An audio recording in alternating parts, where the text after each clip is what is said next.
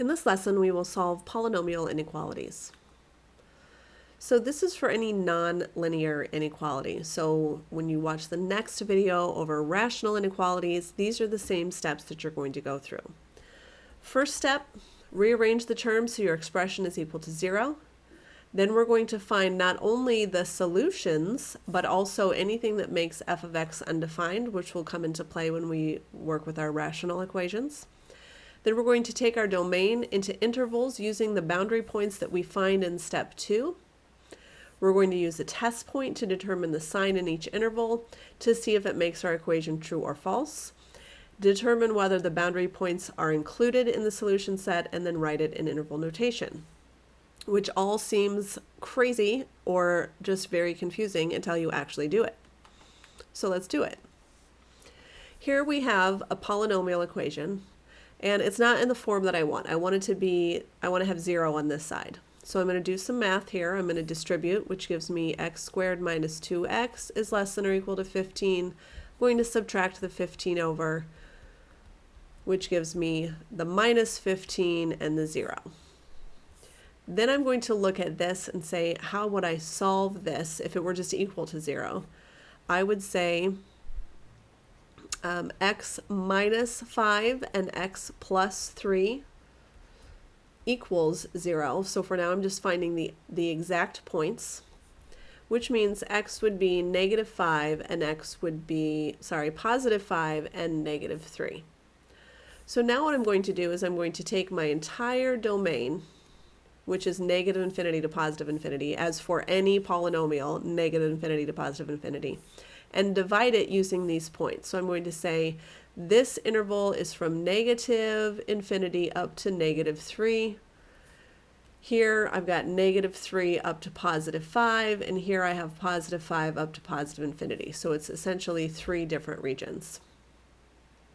From here, I know that I need all of this stuff to be less than 0, less than or equal to 0. So the or equal to tells me that these boundary points of negative 3 and of positive 5 are included in the solution.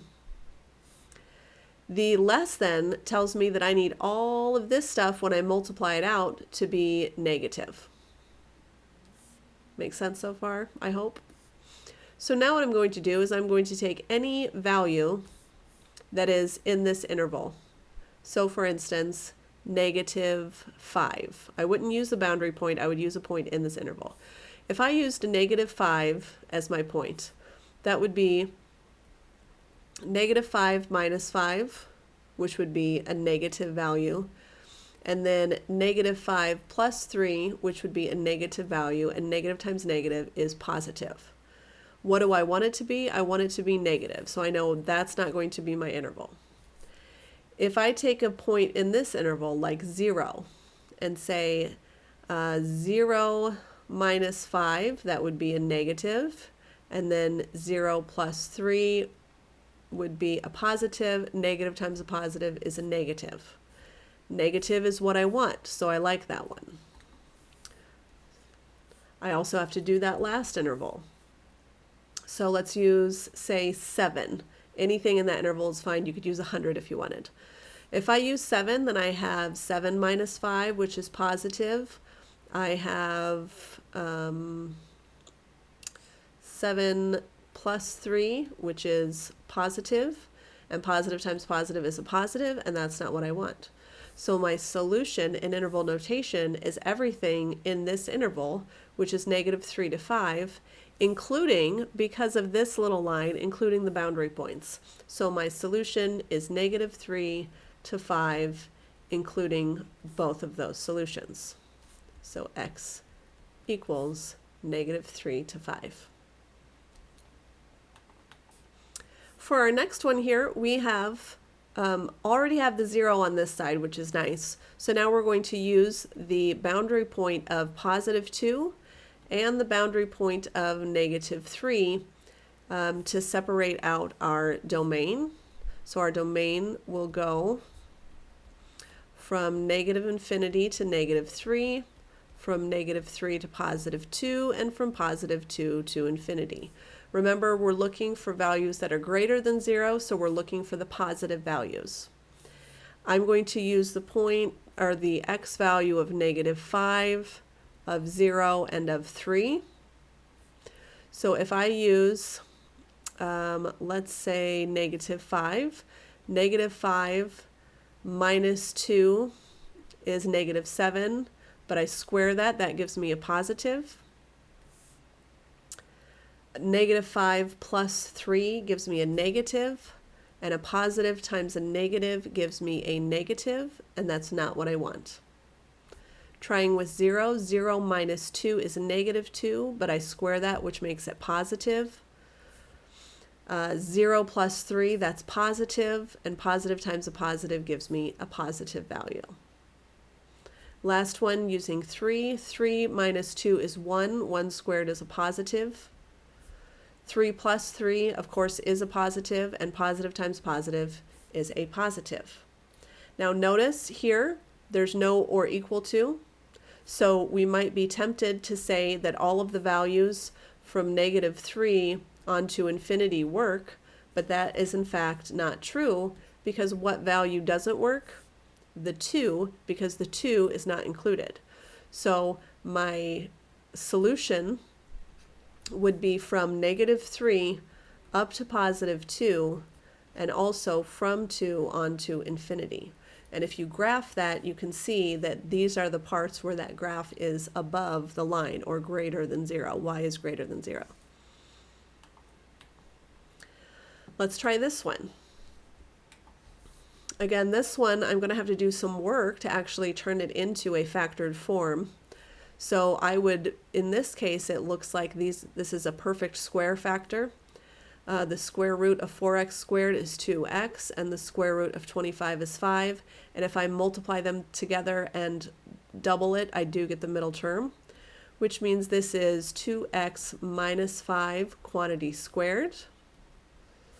Now again, if I didn't realize right away that this was one of those perfect square trinomials, you can always use tic-tac-toe factoring or the amazing method or any of those in order to factor this. Now from here, I'm going to solve, so I have to find those boundary points, which would be 5/2. So there's really just one boundary point. Using -infinity to 5/2, and then 5/2 to infinity, that would be my two values. And again, this is less than or equal to, so I need this to be negative or 0. Negative or 0, which is fine. So I'm going to choose a value between -infinity and 5/2, which the easiest one is 0. And then between 5/2 and infinity, so say 4. 4 is greater than 5/2. So now if I take 2x minus 5 and I plug in 0, that's 0 minus 5, which is -5, and I square it, that's positive, which is not what I want. I want a negative.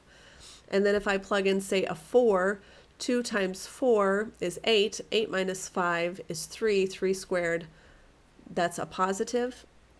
So again, we look at this and we think, oh, well, there's no solution. But we said or equal to 0. Well, where is this equal to 0?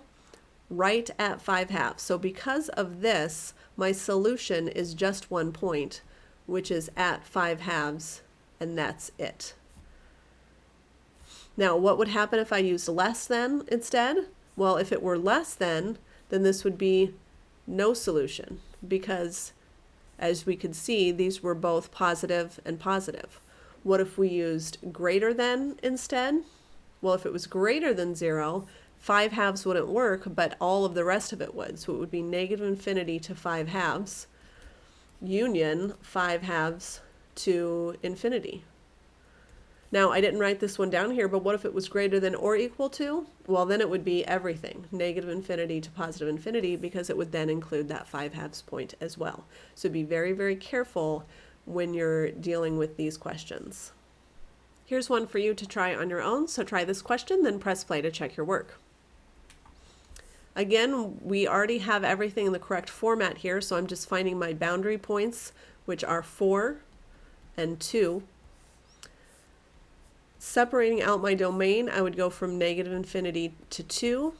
from 2 to 4, and from 4 to infinity. I need all of this to be greater than or equal to 0, so I need it to be positive. I'm going to use the point 0, 3, and 5. So using 0, I would have 0 minus 4, which is negative 4. Squared would make that positive. Using 0 here, 0 minus 2, that would be negative, and a positive times a negative gives me a negative. Using 3, 3 minus 4 is negative 1, but I square it, that makes it positive. Here I get 3 minus 2, which is a positive, and a positive times a positive gives me a positive. And then using 5 minus 4 is 1, 1 squared is a positive, and then 5 minus 2 is 3, which is positive, and positive times positive is positive. Again, there's no or equal to here, so this interval works and this interval works, but not the boundary point of 4. So my solution would be from 2 to 4, union from 4 to infinity.